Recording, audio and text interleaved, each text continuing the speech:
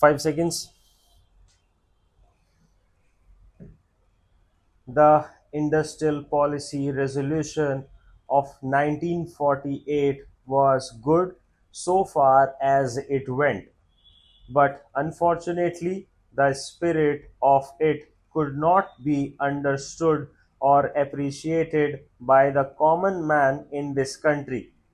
So, a new orientation in this policy was given, and the Honorable Prime Minister, after his return from China, publicly declared that the future policy of the country, or rather the future pattern of society, will be the socialist pattern. That was further emphasized by the resolution passed at the Avdhi session of the Congress and later reiterated by Shri Debar, President of the Indian National Congress.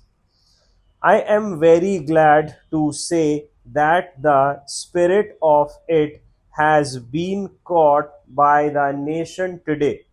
If I may say so, the nation has taken up the challenge for securing the socialist pattern of society.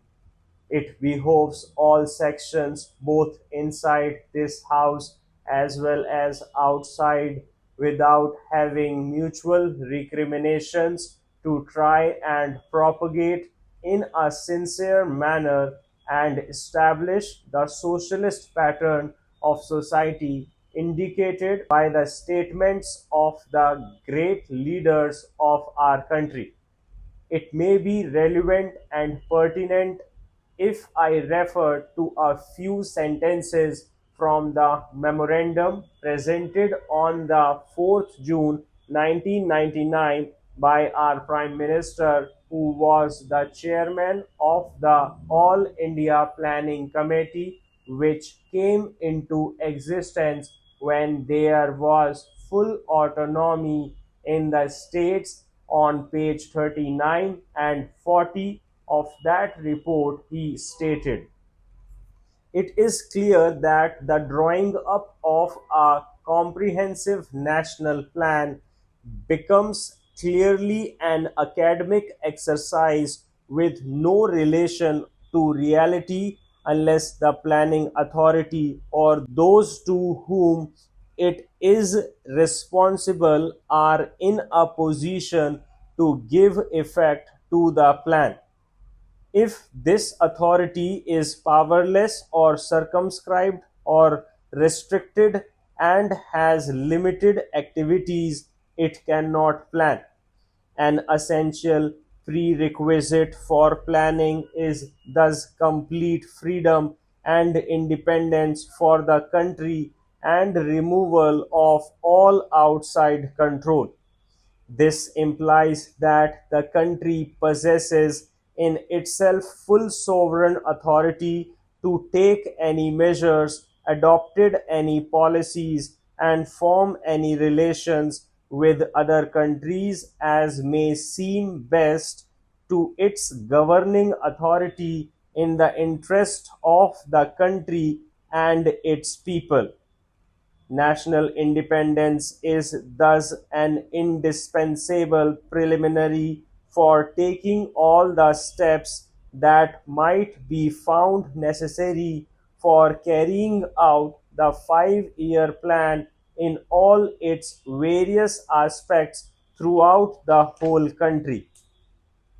At the present moment, it is clear that not only have we in India no national independence, but we are headed in and obstructed by numerous restrictions, limitations, safeguards, and reservations which block the path to planning and progress. Our plan for national development must therefore be drawn up for a free and independent India. Thanks to the sacrifices made by millions of our countrymen and countrywomen under the leadership of the father of the nation, Mahatma Gandhi, we have today secured complete sovereign political independence at a time when the nations of the world were engaged in the bitterest struggle using all the weapons of destruction. If therefore we have secured political independence during the period of a quarter of a century, it should not be difficult, especially when we are today masters in our own country, to secure a socialist pattern of society as has already been indicated.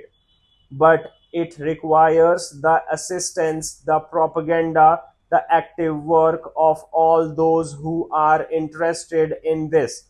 I am sure so long as my honorable friends, the minister, the deputy minister, and the other minister who represent the commerce and industry ministry can give us an assurance that the capitalist pattern would be avoided, some of us who believe in a cent-per-cent socialist democracy give an undertaking that certainly totalitarian policy will not be introduced in this country, because we have believed all along during the fight that we have given to the British government when we secured political independence, that we shall try to maintain democracy undiluted, and a socialist democracy at that.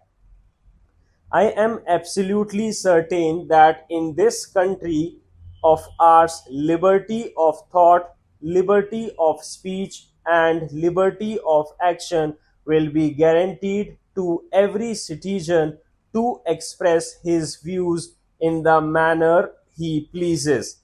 I therefore assure my honorable friend that so long as we do not, in the garb of a socialist pattern, support a capitalist system, India will stand 100% for a socialist democracy. Now, luckily for us, the fundamental rights of the Constitution have declared that a citizen would be assured of many of the social amenities which will give reasonable comfort from the womb to the grave.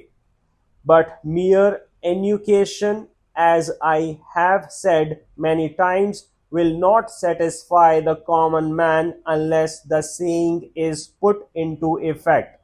I am absolutely certain, therefore, that so long as there is a determination on the part of our countrymen, we will be in a position to secure a socialist pattern of society.